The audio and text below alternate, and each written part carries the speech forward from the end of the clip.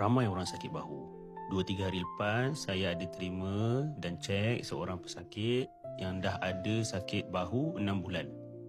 Sebelum ni dia pernah buat rawatan PRP untuk sakit bahunya. Kurang sikit je, sekarang ni sakit tu datang balik. Dekat sini kita akan buat pemeriksaan teliti. Sebab dah 2 kali kan datang, kita kena cek betul-betul punca sakit. Bila kita scan, kita nampak ada urat bicep dia tengah bengkak. Bicep tendon kalau bengkak dekat scan, dia bentuk urat dia bulat. Biasanya lepeh. Tapi dalam kes ni kalau kita tengok, dia bulat, lepas tu dikelilingi oleh cairan warna hitam. Ini menandakan memang ada bengkak. Jadi, selain ubat fizio, kita cadangkan kita buat injection anti radang. Lebih sesuai dan sangat efektif. Lebih-lebih lagi kalau kita buat injection berpandukan scan. Tengok dalam gambar, nampak ada jarum masuk terus dekat sebelah bicep tendon tu sendiri. Jadikan ia tepat dan efektif, berkesan sangat.